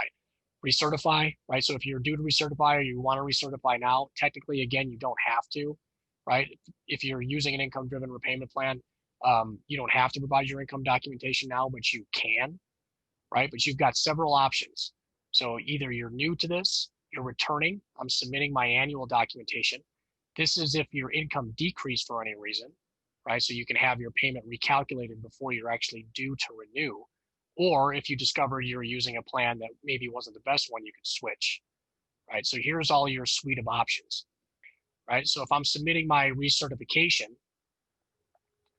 right, it's going to start asking you a series of questions, right? Why am I here? It's already got that one here. Do I work for a nonprofit, right? Yes, no. Your family size. You don't have any children, no dependents, other dependents. What's my most recent marital status, right? And this is going to take you to the income information. So this is the IRS data retrieval portal, right? So here is where you link to the IRS, right? This is about as far as I can take you. But if you click the link on the IRS, you're going to put in your social security number, your most recently filed tax return address, so they can find you. And as long as they find that most recently filed tax return, they'll bring that information over right into the application, right? They'll pull the number right from that adjusted gross income from that tax return. So as long as that's a favorable number for you to use for this renewal, they'll actually do all the math for your loan servicer and just tell your loan servicer what the payment should be, right? So this is a much faster way to get this processed. Usually when I go through the electronic portal, I get my payment schedule generated in, it used to be 24 to 48 hours before the pandemic relief was in effect and threw everything upside down, right? So I would still pursue it this way because you get a lot of confirmation. You're going to get a lot of email correspondence associated with this, and the loan servicers do tend to respond to this more quickly. If you send the information directly to them, it can take weeks for them to actually process this, if they even process it correctly and on time. So I would always encourage you to go through here, as long as that recent tax return income is reasonable enough for you to use. Okay, two more questions. One, Sure. Newly married, how do I figure out how much I would be saving on taxes if we filed jointly versus separately? Is there a certain formula to figure it out, or do we just use TurboTax or another filing program and enter our information to see? Yeah, you can use that. That's an accountant question, right? So how much you pay in taxes based on your tax filing status is an accounting question. Now, if you're comfortable doing that through TurboTax or some other kind of electronic platform, go for it. But usually once your taxes get a little more complicated, and I would say that when you reach the point that you have to consider filing your taxes jointly versus separately, that's enough of a complexity to actually find a live accountant, right? Find somebody that you can actually talk through this with and ask them questions about your marital status and tax filing status, so you can get some better explanation of why you might be seeing what you're seeing. Now you may get some pushback from them if you tell them that you're going to file your taxes separately, because the accountants, it's almost like a reflex reaction. Why would anybody, if they're married, want to file their taxes separately? Well, student loans is one of those reasons that can make that really financially beneficial in your favor, right? So, but in order to complete the cost benefit analysis, you have to get that cost breakdown, the difference between filing jointly and separately from the accountant, but then you can go to the student loan repayment simulator and see what you stand to save in monthly student loan payments by filing your taxes separately, right? So you kind of have to use multiple resources there to get the answer that you're going to need. Okay, last question that we have right now. And again, I really encourage you guys to ask. If you recertify, does this reset your payments that you have already made to put towards forgiveness? Recertify, no. So when I say recertify, I'm talking about providing updated income documentation, right? Providing updated documentation, even switching repayment plans doesn't restart the clock. The only thing that restarts the clock is consolidation, right? So consolidation, because it physically issues you a brand new loan, that new loan is starting that repayment schedule from zero, right? But when you recertify, i.e. you are providing updated annual income documentation, you are just satisfying the income-driven repayment requirements, right? So every year at the same time, right? So when you first entered income-driven repayment, if you've already been in one, around the same time each year, you're going to have to provide updated income documentation or certification, right? To certify that this is my family size, this is my most recent income. You're going to use that information to calculate my monthly payment, and that's going to give me a new payment schedule for the next 12 months. Now that renewal, that recertification, again, nobody's had to provide any additional information due to the pandemic student loan relief, right? So you can, right, but they may just sit on it, right? And then it depends on how long they're going to sit on it, depending on how long the relief period is. So this is a very, you don't have to do anything right now, right?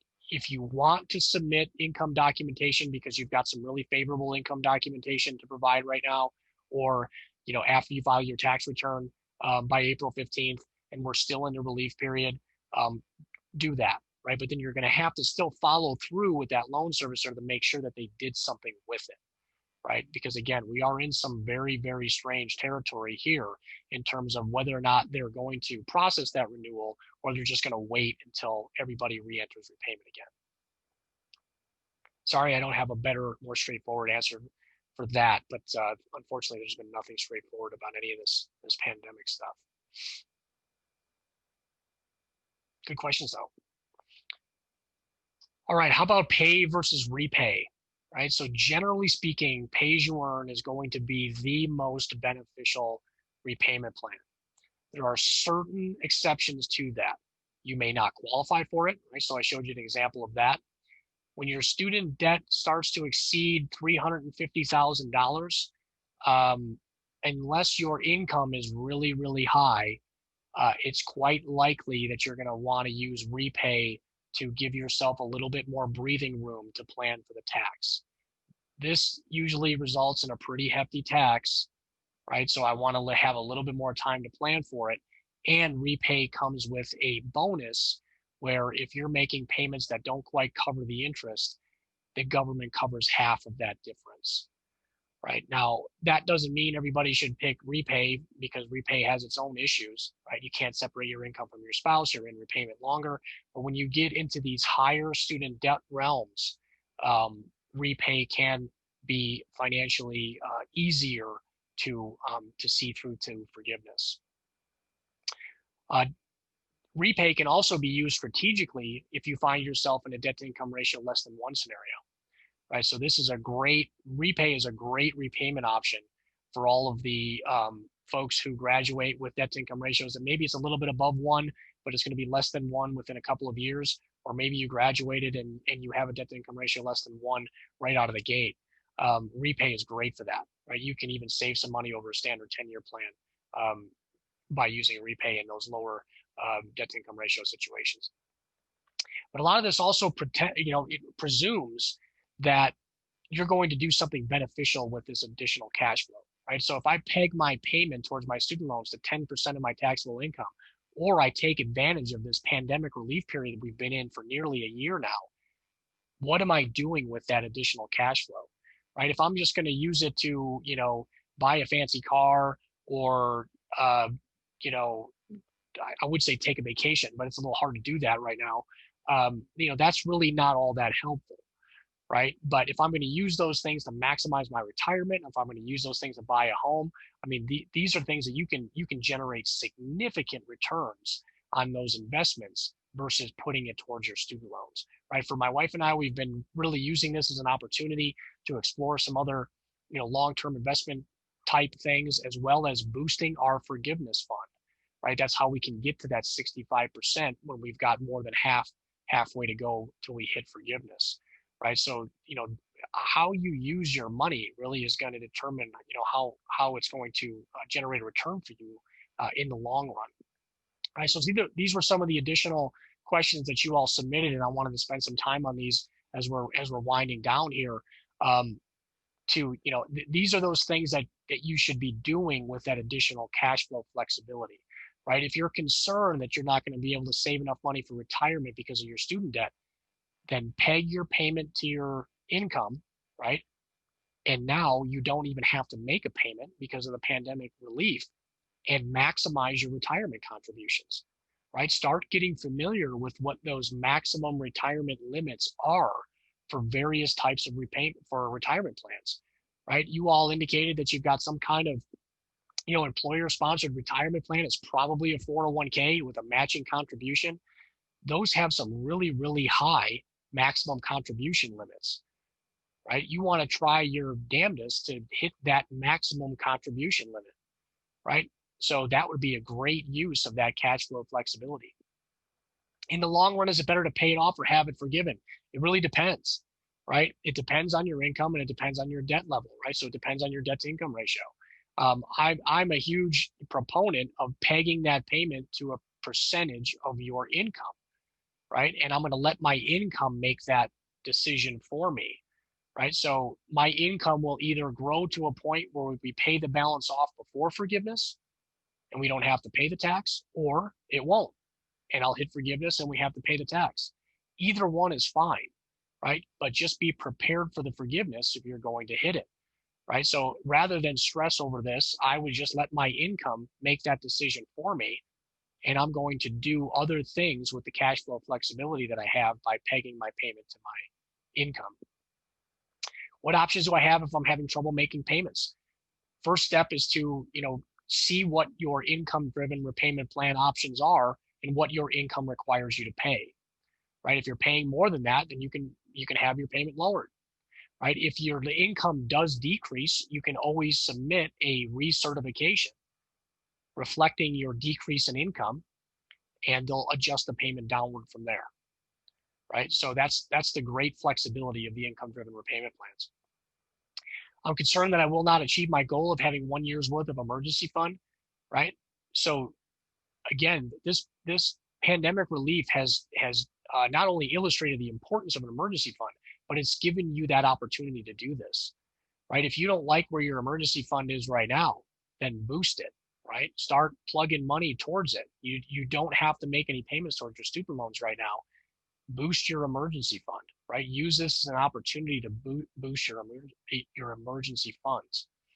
How much to pay? Should you refinance or not? Again, I'm going to let my income decide that for me, right? I'm going to, if my income-driven monthly payment ever approached, a standard 10-year or the same monthly payment that I can get on a refinance, then I might consider it, right? But I'm going to let my income make that determination for me.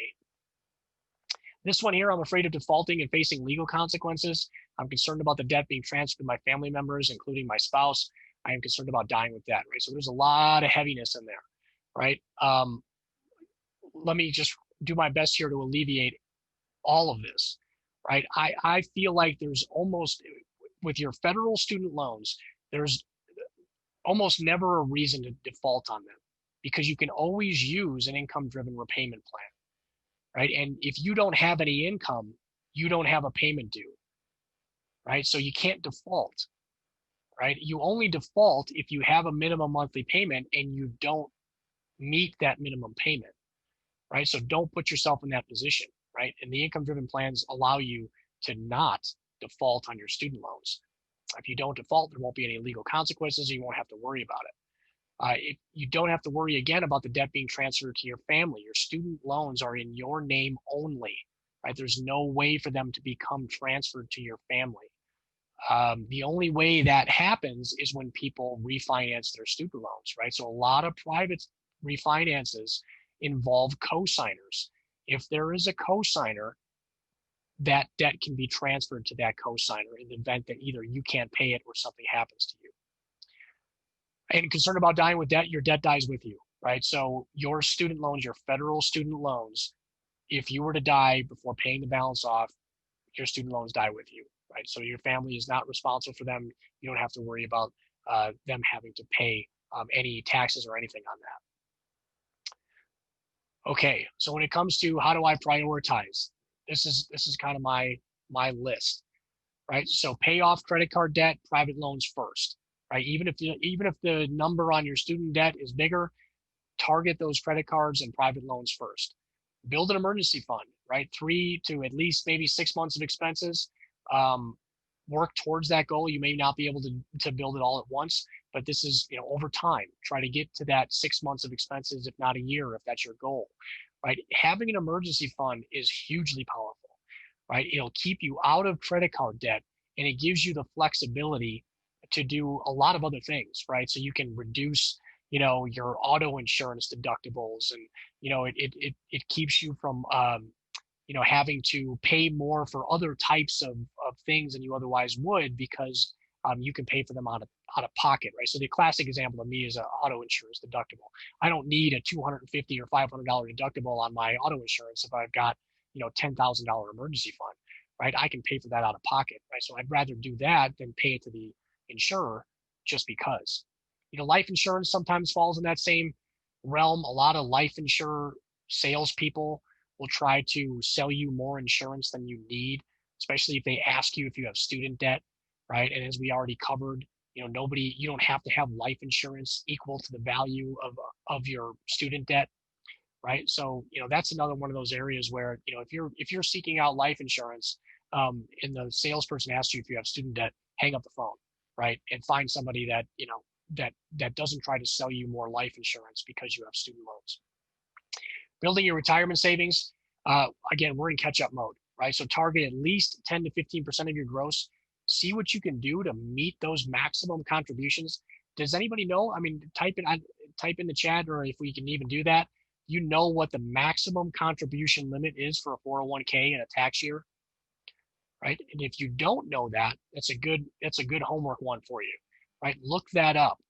And you might not be able to reach that the first year out of school or even the second year out of school, but try to get there, right? Every year, try to boost that retirement savings. Even if that, so a lot of people, and I think this has been one of those things that has just kind of developed as a rule of thumb over time, but most people will tell you not to contribute, more than your company matches, right? Or the flip side of that is contribute at least what the company is matching to get that maximum match contribution. But don't let it stop there, right? So the maximum you can contribute to a 401k in a tax year is $19,500 for last year and for this year, right? See if you can get to that level. The nice thing about doing that is that particularly if these are traditional contributions, traditional 401k contributions, it will reduce your taxable income, right? So if you can get to a point where you're contributing $19,500 towards your 401k, you'll reduce your taxable income by nearly $20,000. You'll also reduce your student loan payment because your student loan payment is based on your taxable income, your adjusted gross income, right? So you'll reduce your monthly student loan payment, you'll reduce your taxable income, and you'll have more money available for yourself in retirement, right? So all of those things are linked together, right? And the more that you do those things like save for retirement, the more benefits you're going to get, right? So that's a huge one. You can save yourself $5,000 in taxes by maximizing that 401k contribution and $2,000 in student loan payments for the year, right? So that's a lot of money, right? So you're getting essentially $7,000 in tax breaks for that $19,500 contribution, right? That's a no-brainer, right? Not to mention the compound growth that your retirement savings can experience over the next 30 or 40 years, right? So try to get yourself to that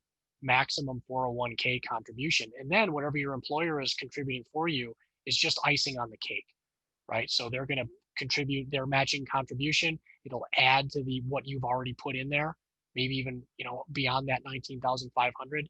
And that is how you really grow some retirement savings and wealth long term. Saving for a down payment on a home or practice, right? That cash has to come from somewhere. If you're not paying it towards your student loans, you can use it to save for the down payment on a home or practice. If you have 20%, probably even 10%, I haven't tried to do that, but I would say that because I want to avoid that mortgage insurance at all costs personally, right? So I shoot for those 20% down payments if I can.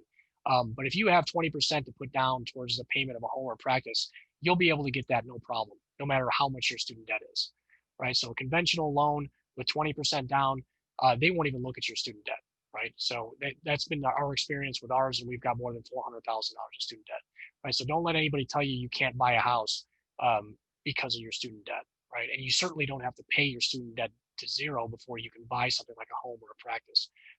It's going to actually be easier to do so sooner using something like an income-driven repayment plan. All right, so this is one of those the sneakers, right? So if you, when you use income-driven repayment and you consistently stare at that student debt balance, it does some screwy things to your head, right? We call this traumatic statement syndrome, right? And you may, this could be you. This is my wife and I, right? We're going to watch our student loan balance increase or not appreciably decrease for pretty much the entire time we're in repayment, right? But that's okay, right? We know that we're adequately prepared for the tax. We've got it to a point now where, if I don't contribute any more to our forgiveness fund, the dividends alone will have enough for us when we reach forgiveness, right? So I have a lot of peace of mind in that. I still want to contribute to it because I don't want to cut it that close, right? But I could, if I needed to, stop contributing to it, and it'll grow on its own. You can get it to that point, but these temptations still sneak into the back of our mind. Right, I just want to set it and forget it. Right, those days are over. Right, if you have a debt-to-income ratio greater than 1, there is no set it and forget it anymore. Right, you have to be an active participant in this loan repayment strategy. You have to really resist that temptation to refinance your student loans. That generally is not going to be helpful until your debt or until your income exceeds your debt, and that may not happen. Right, so it really depends on what your debt-to-income ratio is. Okay, so I know we're kind of winding down here. Okay, so do an annual physical exam. Treat your student loans, treat your financial strategy, treat your financial wellness like you do your patients, right? Annual physical exam at least. Whenever there is a major change, right? You get married, you have kids, you buy a home, all of those things is a reason to do an annual physical exam. Filing your tax return, that can be the trigger for doing your annual physical exam on your student loans. Just to make sure this is absolutely clear, if you use an income-driven repayment plan, it's not automatic that you're going to hit forgiveness. It really depends on what your income does over time, right? You can still end up paying your loans to zero before you reach forgiveness.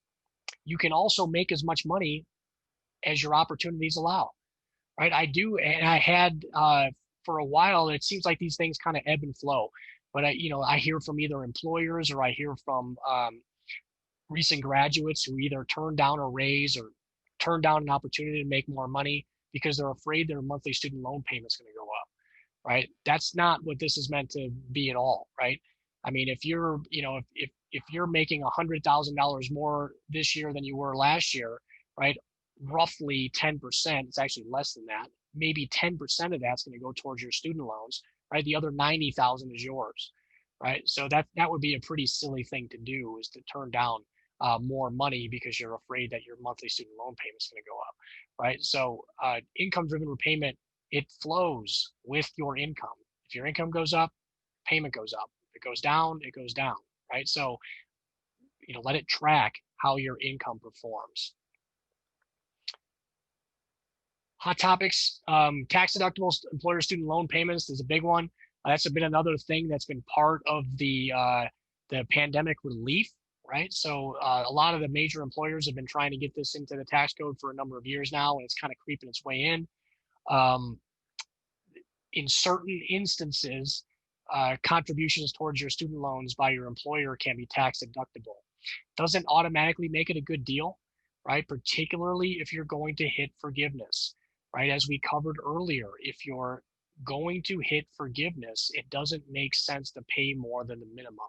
So if I were in that position and I had an employer that was offering me payments towards my student loans, I might try to negotiate something different, right? Because I would like to have that dollar amount just not paid towards my student loans. So can you negotiate something better? What's going to happen after the student loan relief is over? How far beyond the 31st of January will get extended? Will we see any kind of student debt forgiveness, and will it apply to veterinarians?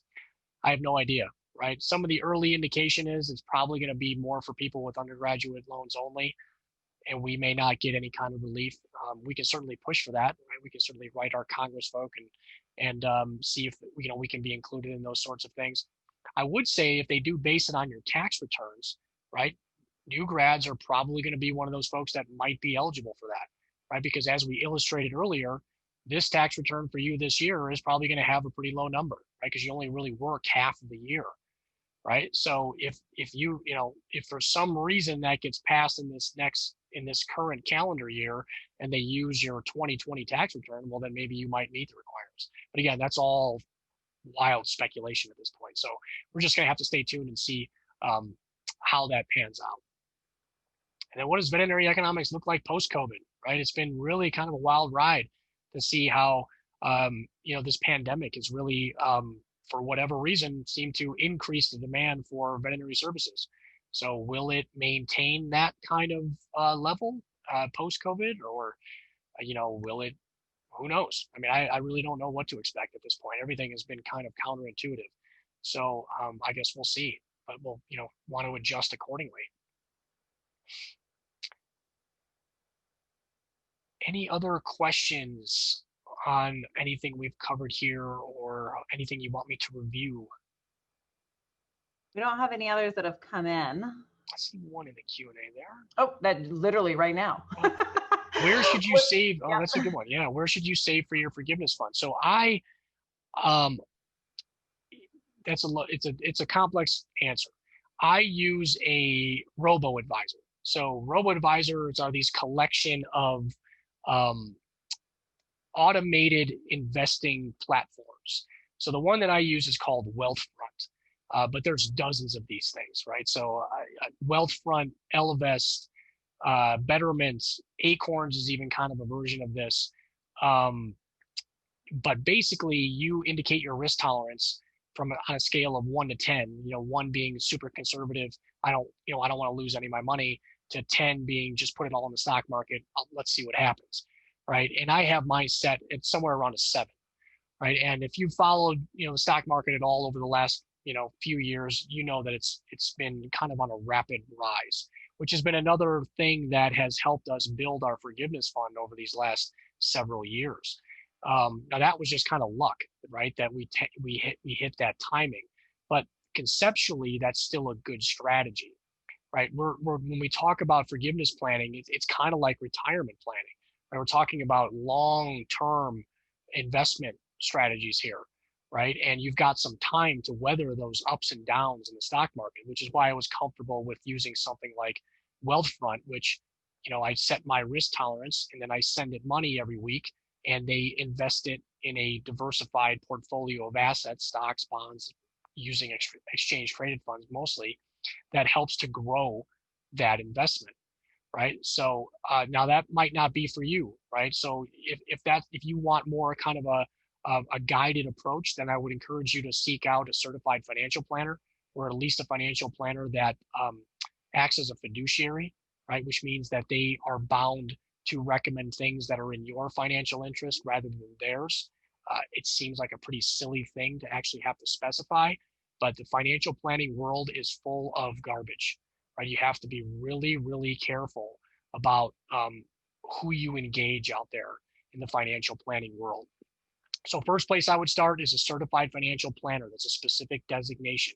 Generally, they are all fiduciaries, but some of them are not, right? So you can ask any financial planner that you engage, you want to ask, are you a fiduciary? Do you operate under a fiduciary principle, right? Which means that they're not going to get paid based on something that they recommend to you, right? They're going to pay, you're going to pay them kind of like veterinary clients pay you, right? They pay you for your knowledge and your time, right? So, the financial planners will sit down with you, and however long you choose to meet with them, sometimes they'll manage or charge you a percentage of your assets. And that's kind of what the robo advisors do too.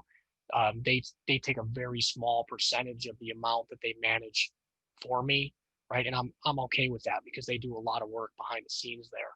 So there's a lot of different ways to invest for your forgiveness. You can put it all in a savings account, right? But a savings account is only going to yield you, 0.3, 0.4% right now. So that's probably not the best place to keep it, right? But you can start with a savings account and then kind of branch out from there, right? The world is your oyster. I know people that are, using, real estate assets, right? They're, they have a home or a second home or a condo, or they're renting out part of their home, and they're using that to help build their forgiveness fund, right? And they're going to sell that asset right when they hit forgiveness, right? So there's a lot of different ways that you can do this, but the key is to get started, maintain it, right? Consistency over time. The earlier you start, the better, because then you're going to have more and more time to pivot as that forgiveness gets closer, if you need to increase that amount. Now, the best case scenario is you've got more than you need on hand. You get there, you pay the tax, and you've got some money left over. Celebration, right? So, but the flip side is a little more difficult to manage, right? If you get there and you're short, right, you don't want to necessarily put yourself in that position either. Any other questions? Hopefully that was, hopefully I answered your question on forgiveness. But if you have any other ones, that would be a really great one to explore over on the student debt message board folder as well. Yeah, and you can always email student debt at VIN Foundation also. But like Tony said, the student debt folders are a great location to pose those. And as he said, also, if you do have a VIN membership, you can put it on the VIN student debt folder. But if you do not, you can get it through the VIN Foundation student debt folder, and we can help you get access to that as well without a VIN membership. Yep. Great. I'm just going to type these. So these are I know that this is a hard one to say. So this is the one that I use. There's some other ones too, because I'm not really endorsing that one. I just kind of find that one to be really good. So Wealthfront, Betterment, those are kind of the big three, if you will. What I like about Wealthfront is that I can contribute money to it on a weekly basis. And I have found over time that the more frequently you can contribute to something when it comes to investing, the better it turns out long term. Not all of them will allow that, right? So some of them will only allow you to do like monthly contributions or every other week. So the more frequently I can do it, the better it is. Acorns is great for that. But the danger with Acorns is that it's actually how much you invest is actually tied to your spending. So that can be a little dangerous, right? So I wouldn't recommend doing that until you're out of credit card debt and you've gotten to a point where you're paying your credit card off in full every month, and you have a pretty robust emergency fund, right? So then you can kind of tinker with what they call roundups, right? So they take, what you might spend on a credit card or in your checking account, and they round that up. They put it into an investment account. It's an interesting way. To get you to invest without actually having to take an active role, right? Because you're just spending money, and it rounds up those little cents and it throws it into an investment account, and that over time that can build to a sizable balance. Okay. If anyone has any other questions, let us know. As we said, VCA will be sending you out an email with info on this recording. And I saw also that Joanna and Dominic put up a couple links and more information in the chat window about where you can find that. So they'll be sending out an email with that information, along with additional information if you do want CE credits. So Joanna or Dominique, any other information that you guys wanted to share? No, nothing from me. Thank you guys so much. It was really informative. Great. Well, thank you, and thank you, BCA, for pulling this together. And again, if there's anything else we can do to help, or you guys have any questions going forward, please do not hesitate to ask. Thanks, everyone. Have a great night. Yep. Thank you.